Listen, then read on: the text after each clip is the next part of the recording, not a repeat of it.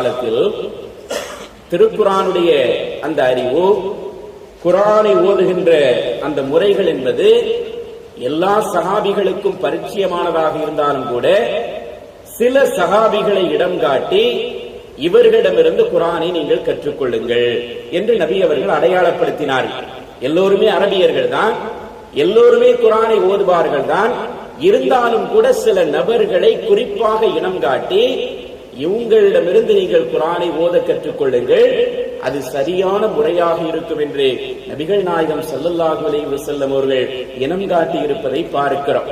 அந்த இனம் காட்டப்பட்ட நபர்களில் யார் இருந்தார்கள் என்றால், நபி அவர்கள் சொன்னார்கள், ஃபுதுல் குர்ஆன மின் அர்பஅத்தி, 4 நபி தோழர்களிடமிருந்து குர்ஆனை நீங்கள் எடுத்துக்கொள்ளுங்கள்.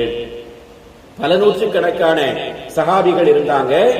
அந்த பல நூற்றுக்கணக்கான சஹாபிகளிலும் 4 நபர்களை இனம் காட்டி இந்த 4 நபர்களுடைய அந்த கிராத் முறைப்படி நீங்கள் குர்ஆனை ஓதிக்கொள்ளுங்கள்.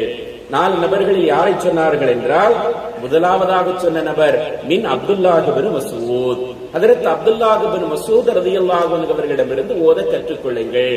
பல நேரங்களில் நபிகள் நாயகமே அப்துல்லாஹ் இப்னு மஸ்ஊத் ரலியல்லாஹு அன்ஹு அவர்களிடத்திலே ஓத சொல்லி அவர்களுடைய கிராத்தை ரசித்து கேட்டிருக்கிறார்கள். ஒரு சந்தர்ப்பத்தில் அவர்களிடத்தில் நீங்க ஓதுங்க என்று சொல்லும் போது அவங்க அப்துல்லாஹ் இப்னு மஸ்ஊத் கேட்டாங்க, உன்சில அலைக்க, உங்கள் மீதுதான் குர்ஆன் இறக்கப்படுகிறது, உங்களுக்கு நானே ஓதி காட்டுவதா? விந்தையாக இருக்கிறதே. மற்ற நபர்களுக்கு ஓதி காட்ட சொன்னால் நியாயம் என்று சொல்லலாம். அல்லாஹ்வுடைய தூதர் குர்ஆனை பெற்று தந்த உங்களுக்கே நான் ஓதி காட்டுவதா என்று சொல்லுகிற போது நபிகள் நாயகம் ஸல்லல்லாஹு அலைஹி வஸல்லம் அவர்கள் சொன்னார்கள், என் மனம் விரும்புகிறது, இன்னொருவர் ஓத அதை நான் கேட்க வேண்டும் என்று என் மனம் விரும்புகிறது. குர்ஆன் ஓத அதை கேட்பதை நபிகள் நாயகம் அதிகமாக விரும்பி இருக்கிறார்கள். அதுவும் நல்ல குரல் வளம் மிக்க மிக தெளிவாக ஓதக்கூடிய அந்த காரிகளிடமிருந்து குர்ஆன் ஓதப்படுவதை நபிகள் நாயகம் ஸல்லல்லாஹு அலைஹி வஸல்லம் அவர்கள் ரொம்ப விரும்பி இருக்கிறார்கள் என்பதை நாம் பார்க்கிறோம். ஹஜ்ரத் அப்துல்லாஹ் இப்னு மஸ்ஊத் ரலியல்லாஹு அன்ஹு அவர்கள் ஓதி காட்டுகிறார்கள். ஓதி காட்டிக் கொண்டே இருக்கிற போது சூரத்து நிசாவை அவர்கள் ஓதுகிறார்கள். அதிலே குறிப்பிட்ட ஒரு இறை வசனம் வந்தவுடன், நிறுத்துங்கள், போதும், இதற்கு மேல் என்னால் தாங்க முடியவில்லை என்று சொல்லிவிட்டு அவர்களுடைய அந்த கிராத்தினுடைய கருத்துக்களால் கவரப்பட்ட நபி அவர்கள் தேம்பி தேம்பி அழுகிறார்கள். அப்துல்லாஹ் இப்னு மஸ்ஊத் நிமிர்ந்து பார்க்கிறார்கள். நபிகள் நாயகத்துடைய கண்களில் இருந்து கண்ணீர் துளிகள் சொட்டு சொட்டாய் வடிந்து கொண்டிருக்கிறது.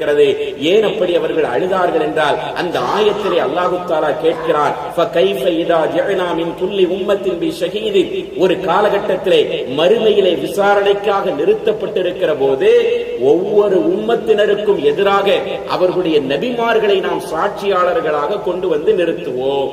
மறுமையிலே இறை நிராகரிப்பாளர்களுக்கு எதிராக அவர்களுடைய நபிமார்கள் நிறுத்தப்பட்டிருப்பார்கள். அந்த நபிமார்கள் நிற்பார்கள். அல்லாஹ் கேட்பான், இவர்களெல்லாம் இறை நிராகரிப்பாளர்களாக இருக்கிறார்களே, அவர்களுக்கு இந்த மார்க்கத்தை நீங்கள் எடுத்து சொன்னீர்களா என்று கேட்கும் போது, நாங்கள் எடுத்து சொன்னோம், அவர்கள்தான் அதை புறக்கணித்து விட்டார்கள் என்று எதிரான சாட்சிகளாக நபிமார்கள் நிறுத்தப்படுகின்ற போது, உங்களுடைய உம்மத்திற்கு எதிராக உங்களை சாட்சியாக அல்லாஹ் தஆலா கொண்டு வந்து நிறுத்துவான். அப்படி நிறுத்துகிற போது இவர்களுடைய நிலைமை எப்படி இருக்கும் என்று அல்லாஹ் கேள்வி எழுப்புகிற அந்த வசனம் வந்தவுடன் தன்னுடைய உம்மத்தை நினைத்து நபிகள் நாயகம் ஸல்லல்லாஹு அலைஹி வஸல்லம் அவர்கள் தேம்பி தேம்பி அழுதார்கள். என்னுடைய உம்மத்து மறுமையில் எப்படி இருக்குமோ, மறுமையில் அவர்களுக்கு எதிராக நானே சாட்சியாக நிறுத்தப்படுவேனா? எத்தனை பேர் சொர்க்கத்திற்கு செல்வார்கள், எத்தனை பேர் நரகத்திற்கு செல்வார்கள் என்று எனக்கு தெரியாதே என்று எண்ணியவர்களாக தேம்பி தேம்பி ஹஜ்ரத் ரசூலுல்லாஹி ஸல்லல்லாஹு அலைஹி வஸல்லம் அவர்கள் அழுதார்கள் என்பதை பார்க்கிறோம். இங்கே நபிகள் நாயகம் ஸல்லல்லாஹு அலைஹி வஸல்லம் அவர்கள் ஒருவர் ஓத அதை கேட்பதை அவர்கள் விரும்பி இருக்கிறார்கள். அப்துல்லாஹ் இப்னு மஸ்ஊத் ரலியல்லாஹு அன்ஹு அவர்களுக்கு அந்த அங்கீகாரத்தை கொடுத்தார்கள். இரண்டாவதாக சொன்னார்கள், 4 நபர்களில் ஒருவர் அப்துல்லாஹ் இப்னு மஸ்ஊத், இரண்டாவதாக சாலிம் ரலியல்லாஹு அன்ஹு, அந்த காலத்திலே வாழ்ந்த பிரபலமான காரிகளில் ஒருவர் சாலிம் ரலியல்லாஹு அன்ஹு, மூன்றாவதாக முஆது பின் ஜபல், மிகச்சிறந்த நிர்வாகி என்று நபிகள் நாயகத்தால் அடையாளம் காட்டப்பட்ட நபித்தோழர்களில் ஒருவர் முஆது பின் ஜபல் ரலியல்லாஹு அன்ஹு அவர்கள். அவர்களையும் இனம் காட்டினார்கள், இவரிடமிருந்து குர்ஆனை ஓத கற்றுக்கொள்ளுங்கள். நான்காவதாக சொன்னார்கள், உபை இப்னு கஅப், ஹஜ்ரத் உபை இப்னு கஅப் ரலியல்லாஹு அன்ஹு அவர்களிடமிருந்து குர்ஆனை நீங்கள் ஓத கற்றுக்கொள்ளுங்கள். உபை இப்னு கஅப் ரலியல்லாஹு அன்ஹு அவர்களுடைய அந்தஸ்து என்ன தெரியுமா? குர்ஆனுடைய அந்த விஷயத்தில், குர்ஆனுடைய அந்த கிராத்தினுடைய திறனில் அவர்களுடைய அந்தஸ்து என்ன என்பதற்கு ஒரு சின்ன எடுத்துக்காட்டு. இதுவும் புகாரியில இடம்பெற்றிருக்கக்கூடிய செய்திதான். பெருமானாருக்கு லம் யகுனில் லதீன கஃபரு மின் அஹ்லில் கிதாப் என்று தொடங்குகிற அந்த சூரத்துல் பையினா அருளப்படுகிறது. இந்த சூரா அருளப்பட்டவுடன் ஹஜ்ரத் உபை இப்னு கஅப் ரலியல்லாஹு அன்ஹு அவர்களை அழைக்கிறார்கள். எல்லா சஹாபாக்களும் இருக்கிறாங்க. ஹஜ்ரத் உபை ரலியல்லாஹு அன்ஹு அவங்கள மட்டும் ரசூல் ஸல்லல்லாஹு அலைஹி வஸல்லம் அவங்க அழைச்சு சொன்னாங்க, உபை இப்னு கஅபே, இந்த சூரா எனக்கு இன்னைக்கு அருளப்பட்டிருக்கிறது. ஜிப்ரீல் அலைஹிஸ்ஸலாம் இப்பொழுதுதான் அதை ஓதி காட்டிவிட்டு சென்றிருக்கிறார்கள். அந்த சூராவை உங்களுக்கு ஓதி காட்ட வேண்டும் என்று அல்லாஹ் எனக்கு உத்தரவிட்டிருக்கிறான். யார் சொன்ன வார்த்தை? எவ்வளவு பெரிய அங்கீகாரம் பாருங்கள். ஹஜ்ரத் உபை இப்னு கஅப் ரலியல்லாஹு அன்ஹு அவர்களுடைய அந்த குறிப்பிட்ட நபரை அழைத்து சொன்னார்கள், உங்களுக்கு ஓதி காட்ட வேண்டும் என்று அமரணி, இன்னல்லாஹ அமரணி அன் அக்ரா அலைக்க, உங்களுக்கு ஓதி காட்ட வேண்டும் என்று அல்லாஹ் எனக்கு உத்தரவிட்டிருக்கிறான் என்று நபிகள் நாயகம் ஸல்லல்லாஹு அலைஹி வஸல்லம் அவர்கள் சொன்னவுடன் ஹஜ்ரத் உபை இப்னு கஅப் ரலியல்லாஹு அன்ஹு ஆச்சரியத்தோடு கேட்டாங்க, சம்மானி யா ரசூலல்லாஹ், அல்லாஹ்வுடைய தூதரே, என்னுடைய பெயரை குறிப்பிட்டு சொல்லி அல்லாஹ் சொன்னானா என்று கேட்டாங்க. ரசூல் ஸல்லல்லாஹு அலைஹி வஸல்லம் சொன்னாங்க, நஅம் சம்மாக்கல்லாஹ், உங்க பேரை சொல்லி அல்லாஹ் சொன்னான். எவ்வளவு பெரிய அங்கீகாரம் பாருங்க. பல நூற்றுக்கணக்கான சஹாபாக்கள் இருந்தாலும் அந்த நேரத்திலே அருளப்பட்ட அந்த இறை வசனத்தை ஓதி காட்டுவதற்கு அல்லாஹ் தஆலா உபை ரலியல்லாஹு அன்ஹு அவர்களுடைய பெயரை சொல்லி சொன்னான். அல்லாஹ்வுடைய தூதர் சொன்னாங்க, உங்க பேரை சொல்லி அல்லாஹ் சொன்னா அந்த சிறப்பு உங்களுக்கு கிடைச்சிருக்குன்னு சொல்லிட்டு முதலா அந்த சூராவை உபை இப்னு கஅப் ரலியல்லாஹு அன்ஹு அவங்கள்ட்ட ஓதி காட்டினான். ஓதி காட்டி அவரிடமிருந்து நீங்க எல்லாரும் அதை ஓத கற்றுக்கொள்ளுங்கள் என்று சொன்னார்கள். இவ்வளவு பெரிய அங்கீகாரம் வழங்கப்பட்டவுடன் அந்த நேரத்தில் ஹஜ்ரத் உபை ரலியல்லாஹு அன்ஹு அவர்கள் ஆனந்தத்தால் அவர்கள் தேம்பி தேம்பி அழுதார்கள். அல்லாஹ் இவ்வளவு பெரிய அங்கீகாரத்தை நமக்கு கொடுத்திருக்கிறானே, எவ்வளவு பெரிய பாக்கியம். நபிகள் நாயகத்திற்கு அருளப்பட்ட குர்ஆனுடைய வசனங்களை நம்முடைய பெயரை சொல்லி இவருக்கு நீங்க ஓதி காட்டுங்க அப்படின்னு சொல்றது எவ்வளவு பெரிய பாக்கியம் என்று ஹஜ்ரத் உபை இப்னு கஅப் ரலியல்லாஹு அன்ஹு அவர்கள் தேம்பி தேம்பி ஆனந்தத்தால் அழுதார்கள் என்பதை பார்க்கிறோம்.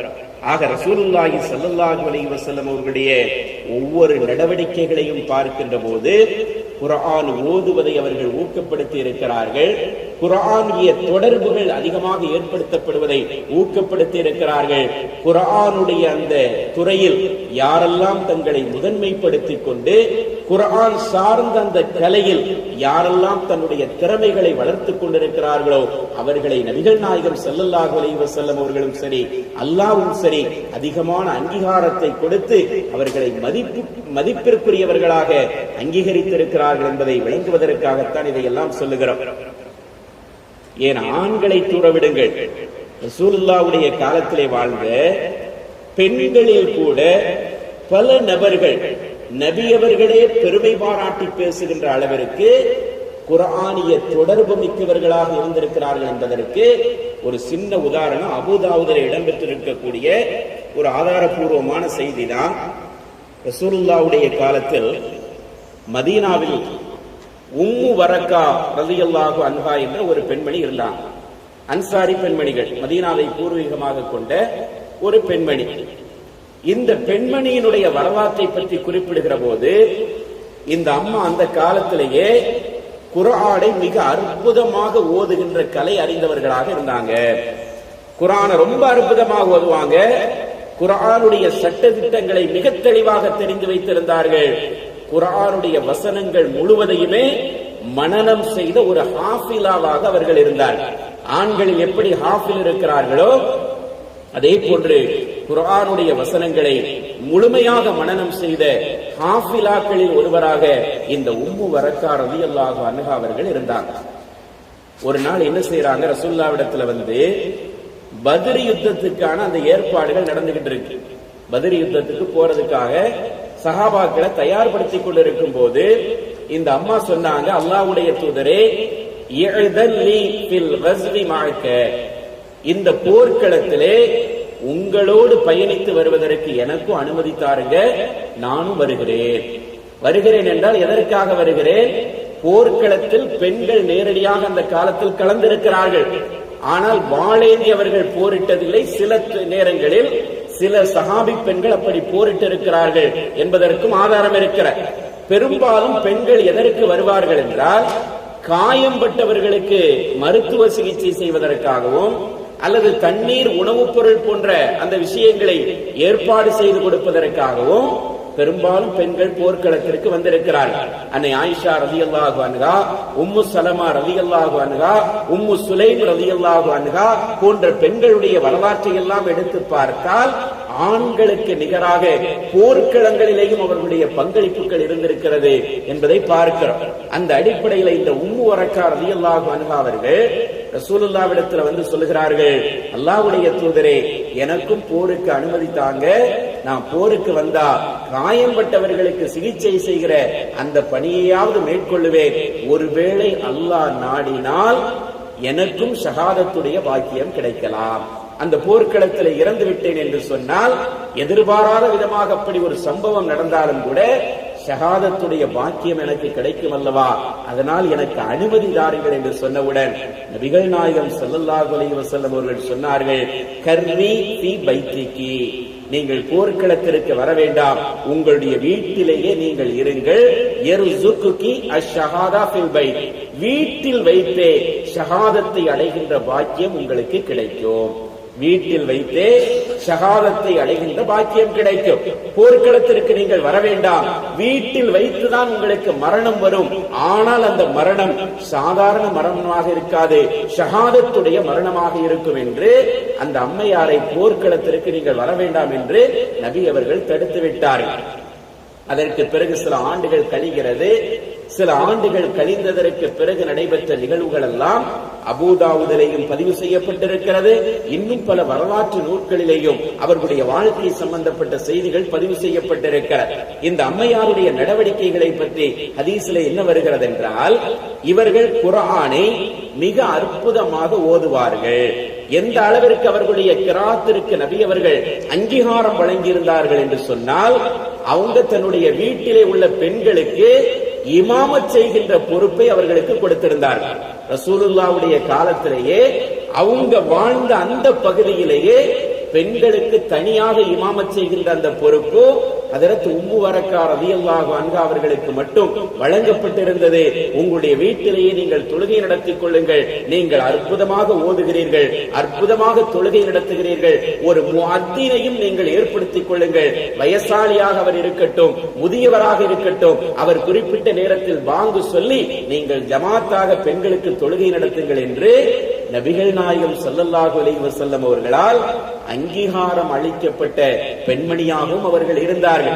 அந்த அவர்களுடைய கிராத்தை பற்றி சொல்லுகிற போது மூத்த சஹாபாக்கள் எல்லாம் அவர்களுடைய அந்த குர்ஆன் ஓதுகிற அந்த ஓசையை கேட்பதற்காக, அந்த கிராத்தை ரசிப்பதற்காக அவர்களுடைய வீட்டிற்கு வாசலிலே போய் தவம் இருந்து அவர்கள் காத்திருப்பார்கள் என்று வருகிறார். மூத்த சஹாபிகள் என்றால் சாதாரண சஹாபிகள் அல்ல. அதற்கு உமர் ரலியல்லாஹு அன்ஹு அவர்கள் உம்மு வரக்கா ரலியல்லாஹு அன்ஹா அவர்களுடைய அந்த கிராத்தை கேட்பதற்கு அவர்கள் தினசரி அவர்களுடைய வீட்டு வாசலின் அருகில் கொஞ்ச நேரம் நின்று விட்டு செல்வார்கள் என்ற அளவிற்கு அவர்களுடைய கிராத் மறுமையில் மதீனாவிலே பிரபலமடைந்ததாக இருந்தது. நபிகள் நாயகமும் அந்த அனுமதியையும் அங்கீகாரத்தையும் அவர்களுக்கு கொடுத்திருந்தார்கள். அடிக்கடி அவர்களுடைய வீட்டிற்கு சஹாபாக்களை அழைத்துக் கொண்டு மரியாதை நிமித்தமாக பாசத்தோடு சந்தித்து வருகின்ற வழக்கத்தையும் நபி அவர்கள் ஏற்படுத்தி இருந்தார்கள். அவர்கள் வாழ்ந்த காலத்திலே வாருங்கள் ஷஹீதாவுடைய வீட்டிற்கு நாம் சென்று வருவோம், உம்மு வரக்கான்னு சொல்ல மாட்டாங்க ரசூலுல்லாஹ், வாருங்க ஷஹீதாவுடைய வீட்டுக்கு போவோம், ஏன்னா ஏன்னா அவங்க வீட்டில் இருந்த நிலையிலேயே ஷஹாதத்தை அடைவார்கள் என்று நபி அவர்கள் சொன்னதினால் சஹாபாக்களுக்கு மத்தியிலே ஷஹீதா என்ற பெயரிலே அவர்கள் அறியப்பட்டாங்க. நபிகள் நாயகம் அடிக்கடி சென்று வருவாங்க. அவங்களுடைய வஃபாத்திற்கு பிறகு அபூபக்கர் சித்திக், உமர் ரலியல்லாஹு அன்ஹு அவர்களும் கூட அவ்வப்போது மரியாதை நிமித்தமாக உம்மு வரக்கா ரலியல்லாஹு அன்ஹா அவர்களுடைய வீட்டிற்கு அவர்கள் சென்று வருவார்கள் என்பதை ஹதீஸிலே பார்க்கிறோம். இந்த அளவிற்கு மரியாதை எதை வைத்து கொடுக்கப்பட்டிருந்தது என்றால் அவர்களுடைய இதயத்திலே இருந்த அந்த குர்ஆனுக்கும் அவர்களுடைய நாவிலிருந்து வெளிப்பட்ட அந்த குர்ஆனுடைய கிராத்திற்கும் கொடுக்கப்பட்ட மரியாதை. அது நபிகள் நாயகத்துடைய அங்கீகாரம். சஹாபாக்கள் அதை பின்பற்றினார்கள். காலம் கழிகிறது. அபூபக்கர் சித்திக் அவர்களுடைய ஆட்சி காலம் முடிகிறது. உமர் ரலியல்லாஹு அன்ஹு அவர்களுடைய ஆட்சி காலம். ஹலீஃபாவாக அவர்கள் இருக்கும்போது தினசரி காலை நேரத்தில் சுபுகு தொழுகையை முடித்தவுடன் உம்மு வரக்கா ரலியல்லாஹு அன்ஹா அவர்களுடைய வீட்டை கடந்துதான் உமர் ரலியல்லாஹு அன்ஹு அவர்கள் செல்லுவார்கள். அந்த அம்மையார் அதிகாலை நேரத்திலே குர்ஆனை ஓதுவார்கள். கொஞ்ச நேரம் வாசலில் நின்று அதை கேட்டுவிட்டு தான் அவர்கள் அந்த இடத்தை கடந்து செல்வார்கள் என்ற ஒரு வழக்கம் அவர்களுக்கு இருந்தது. இந்த நேரத்தில் தான் இந்த மாதிரி இருக்கும்போது அந்த அம்மையாருக்கு 2 அடிமைகள் இருந்தார்கள். ஒரு ஆண் அடிமை, இன்னொரு பெண் அடிமை. 2 அடிமைகள் இருந்தார்கள். இந்த அடிமைகளுக்கு என்ன சொல்லியிருந்தார்கள் என்றால், நான் உயிரோடு இருக்கும் வரை எனக்கு நீங்கள் பணியாட்களாக இருக்க வேண்டும். நான் இறந்ததற்கு பிறகு நீங்கள் தானாக உரிமையாகி விடுவீர்கள் என்று அவர்கள் எழுதி கொடுத்திருந்தார்கள். பொதுவாக அன்றைய காலத்து அடிமை நடைமுறையை பார்க்கிறோம். சில அடிமைகளுக்கு நீங்கள் இவ்வளவு தொகையை செலுத்திவிட்டால் விடுதலை அடைந்து விடலாம் என்று எழுதி கொடுத்திருப்பார்கள். இந்த மாதிரியான அடிமைகளுக்கு முக்காத்தப் என்று சொல்லப்படும். உரிமை சீட்டு எழுதி கொடுக்கப்பட்ட அடிமைகள். அவர்கள் வெளியில எங்க வேண்டுமானாலும் வேலை செஞ்சுக்கலாம். சம்பாதிச்சு ஒரு குறிப்பிட்ட தொகையை தன்னுடைய எஜமானனுக்கு செலுத்திவிட்டால் அவர்கள் தானாக அடிமையிலிருந்து விடுதலையாகி விடுவார்கள். இன்னொரு வகையான அடிமை இருந்தார்கள், முதப்பரான அடிமை என்று சொல்லுவார்கள். முதப்பர் என்றால் ஒரு எஜமானன் என்னுடைய மரணத்திற்கு பிறகு நீ விடுதலை என்று சொல்லி வைத்திருப்பார். வாரிசுகளுக்கு நீ பணியாளாக இருக்க வேண்டாம், காலம் காலமாக நீ அடிமையாக இருக்க வேண்டாம், என்னுடைய மரணத்திற்கு பிறகு நீ விடுதலை அடைந்து கொள்ளலாம் என்று சொல்லி வச்சிருப்பாங்க. இந்த மாதிரியான அடிமைகளுக்கு பேரு முதப்பர் என்று அரபியில சொல்லுவாங்க.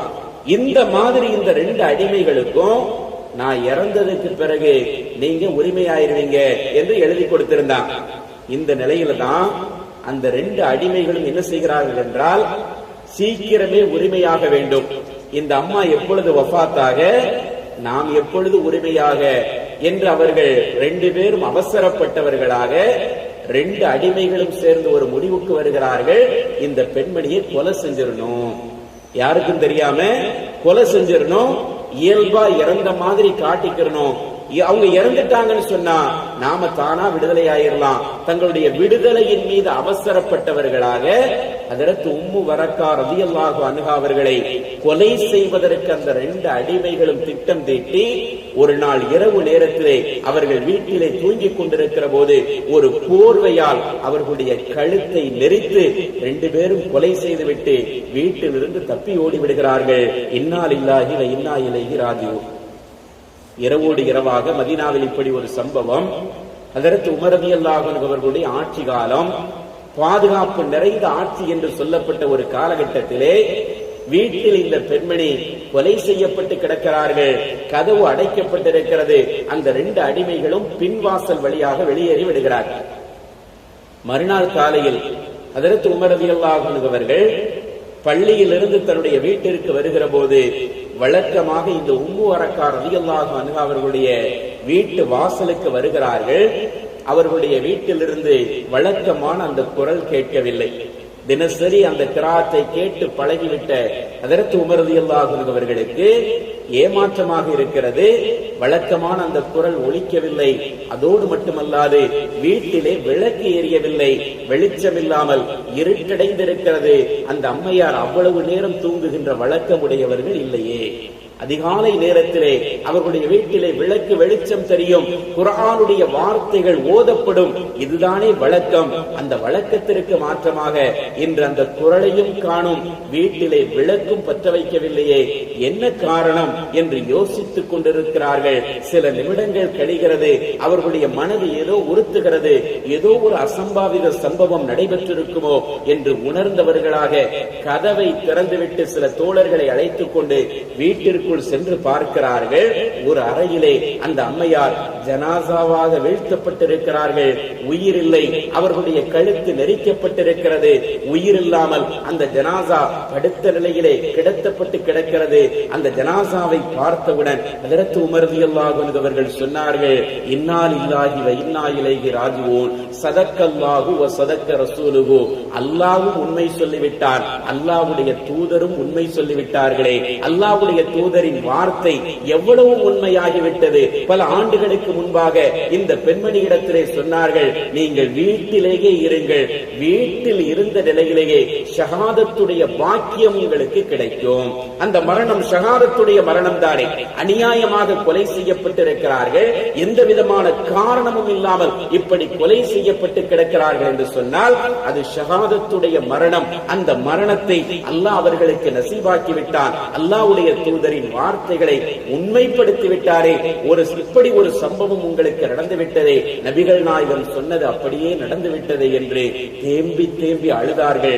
அழுதுவிட்டு மஸ்ஜித் நபவிக்கு வந்தார்கள். மக்களுக்கெல்லாம் அறிவிப்பு செய்யப்படுகிறது, எல்லோரும் மஸ்ஜித் நபவியிலே கூட்டப்படுகிறார்கள். ஹஜ்ரத் உமர் ரலியல்லாஹு அன்ஹு அவர்கள் அந்த நேரத்தில் ஒரு சின்ன உரை நிகழ்த்தினார்கள். அந்த உரையில் தான் இந்த தகவல் மக்களுக்கு சொல்லப்படுகிறது. உம்மு வரக்கா ரலியல்லாஹு அன்ஹா அவர்கள் கொலை செய்யப்பட்டு விட்டார்கள். இப்படி 2 அடிமைகள் அநியாயமாக கொலை செய்துவிட்டு தப்பிவிட்டார்கள் என்று அதற்கு பிறகு அவர்கள் புரிந்து கொண்டு அந்த அடிமைகளை கண்டுபிடித்து அவர்களையும் மதீனாவிற்கு கொண்டு வரப்பட்டு 2 பேருக்கும் மரண தண்டனை நிறைவேற்றப்பட்டது என்பதையும் ஹதீஸிலே பார்க்கிறோம். அபூதாவுதிலே வருகிற அந்த 2 அடிமைகளும் மரண தண்டனை கொடுக்கப்பட்டார்கள். சிலுவையில் அறைந்து அவர்கள் கொல்லப்பட்டார்கள். அவர்கள் செய்த காரியம் அப்படி இருந்ததினால் அந்த 2 நபர்களும் சிலுவையில் அறைந்து கொல்லப்பட்டார்கள். மதீனாவினுடைய வரலாற்றிலேயே சிலுவையில் அறைந்து கொல்லப்பட்ட 2 முதல் நபர்கள் இவர்கள்தான் என்று சொல்லுகிற அளவிற்கு அந்த தண்டனை அவர்களுக்கு நிறைவேற்றப்பட்டது என்பதை பார்க்கிறோம். இங்கே நாம் புரிந்து கொள்ள வேண்டிய செய்தி என்னவென்றால், திருக்குர்ஆனுடைய அந்த திறன் இருந்ததினால் நபிகள் நாயகம் ஸல்லல்லாஹு அலைஹி வஸல்லம் அவர்கள் அவ்வளவு பெரிய உயர்ந்த இடத்திலே ஹஜ்ரத் உம்மு வரக்கா ரலியல்லாஹு அன்ஹா அவர்களை வைத்திருந்தார்கள். குர்ஆன் யாரோடு சேருகிறதோ, குர்ஆனுக்கு யார் தன்னை நெருக்கமாக்கிக் கொள்கிறார்களோ அவர்கள் இந்த உலகத்திலேயும் சரி மறுமையிலும் சரி சிறப்பிற்குரியவர்களாக ஆக்கப்படுவார்கள் என்பதில் எந்த விதமான சந்தேகமும் இல்லை.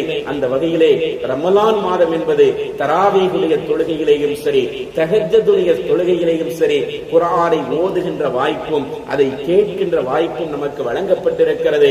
இன்னும் நமக்கு நேரம் கிடைக்கின்ற பொழுதெல்லாம் குர்ஆனுடைய வசனங்களை ஓதுவதிலேயும் அதை சிந்திப்பதிலேயும் அதனுடைய கருத்துக்களை மனதில் பதிய வைப்பதிலேயும் நாம் ஈடுபட்டோம் என்று சொன்னால் இந்த குர்ஆன் நம்முடைய வாழ்க்கையை மாற்றும், நம்முடைய வாழ்க்கையில் பரக்கத்தை ஏற்படுத்தும், எல்லா வகையான அங்கீகாரத்தையும் நமக்கு பெற்றுத்தரும் என்பதில் எந்த விதமான சந்தேகமும் இல்லை.